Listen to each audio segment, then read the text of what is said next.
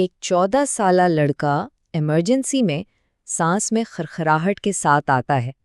اسے دمہ کا بالکل سٹینڈرڈ علاج دیا جاتا ہے، لیکن اس کی حالت بگڑتی چلی جاتی ہے اور پھر اس کا دل رک جاتا ہے۔ اچھا، تو چلیں ذرا اس کو تفصیل سے دیکھتے ہیں۔ جب کوئی مریض سانس کی خرخراہٹ کے ساتھ آتا ہے تو ڈاکٹروں کو ایک طے شدہ طریقہ کار سکھایا جاتا ہے۔ یہ آپ کہہ لیں کہ وہ روایتی سوچ ہے جو سب سے پہلے ذہن میں آتی ہے۔ یہ سوچنے کا انداز ڈاکٹروں کے دماغ میں ایک طرح سے رچ بس گیا ہے۔ خرخراہٹ مطلب پھیپھڑوں کی نالیاں تنگ ہو گئی ہیں۔ کیونکہ نوجوانوں میں دمہ ایک عام بیماری ہے تو پہلا قدم ہمیشہ البیوٹرول دینا ہوتا ہے۔ اگر اس سے کام نہ بنے تو پھر علاج کو آگے بڑھایا جاتا ہے۔ یہ زیادہ تر ڈاکٹروں کے لیے ایک بالکل خودکار رد عمل جیسا ہے۔ اور سچ پوچھیں تو 95% معاملات میں یہ طریقہ بالکل ٹھیک کام کرتا ہے۔ لیکن آج کی ہماری یہ گفتگو ان باقی 5% نازک کیسز کے بارے میں ہے جہاں یہی الگوریدم خطرناک حد تک غلط ثابت ہو سکتا ہے۔ تو آئیے اب اس مخصوص کیس کی طرف چلتے ہیں اور دیکھتے ہیں کہ اس رات آخر ہوا کیا تھا۔ تو یہ 14 سالہ لڑکا ایمرجنسی روم آنے سے پہلے 3 دن سے نزلہ، کھانسی اور ہلکے بخار میں مبتلا تھا، مطلب ایک عام وائرل انفیکشن لگ رہا تھا۔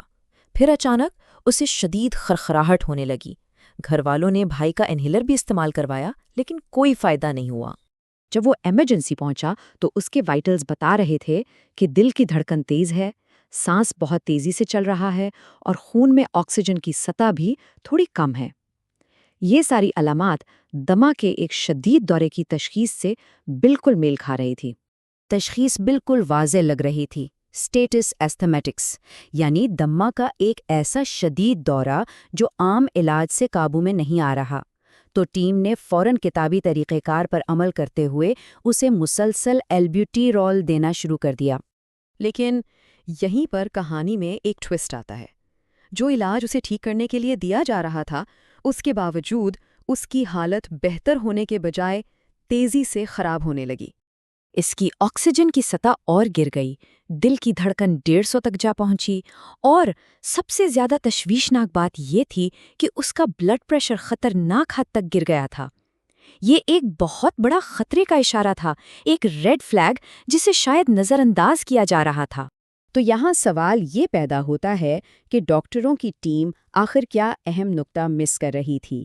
وہ کون سی کڑی تھی جو اس پوری تصویر سے غائب تھی اس سے پہلے کہ ای سی جی کا آرڈر دیا جاتا؟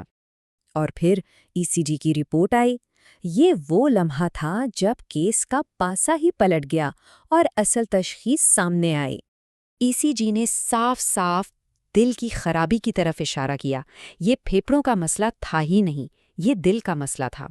اس لڑکے کو مایوکارڈائٹس تھا، یعنی اس کے دل کے پٹھوں میں سوزش ہو گئی تھی۔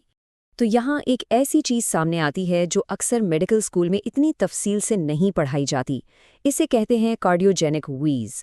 ہوتا یہ ہے کہ جب دل ٹھیک سے خون پمپ نہیں کر پاتا تو سارا فلوئڈ پھیپھڑوں میں واپس جمع ہونے لگتا ہے۔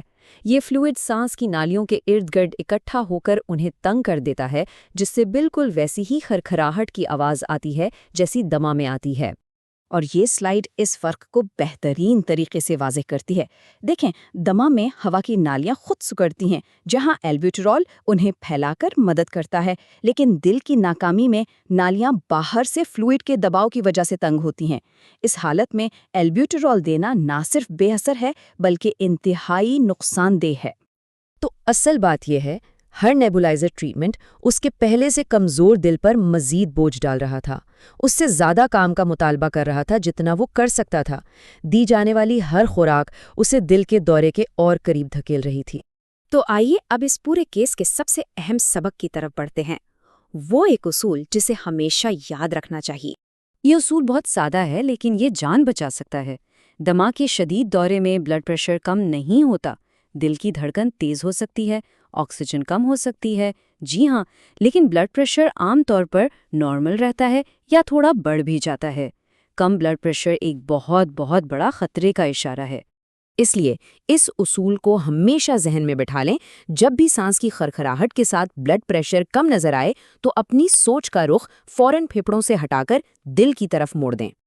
یہ وہ کلینکل علامات ہیں جن پر ہمیشہ نظر رکھنی چاہیے۔ کم بلڈ پریشر البیوٹرول کا بے اثر ہونا، جلد کی رنگت کا پیرا پڑ جانا اور ECG میں تبدیلیاں، یہ سب اس بات کی طرف اشارہ کرتے ہیں کہ خرخراہٹ کی وجہ شاید دمہ نہیں بلکہ دل کا کوئی مسئلہ ہے۔ اور جیسے ہی اصل تشخیص ہوئی، ٹیم نے فوراً البیوٹرول بند کیا اور دل کو سہارا دینے والی دوا ملرینون شروع کی۔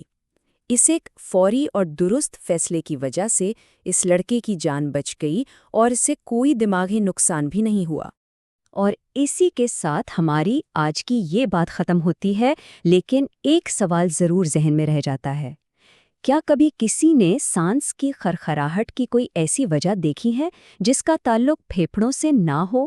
یہ کیس ہمیں یاد دلاتا ہے کہ کبھی کبھی جو چیز بظاہر بالکل سیدھی سادھی لگ رہی ہوتی ہے، اس کے پیچھے ایک بہت ہی غیر معمولی تشخیص چھپی ہو سکتی ہے۔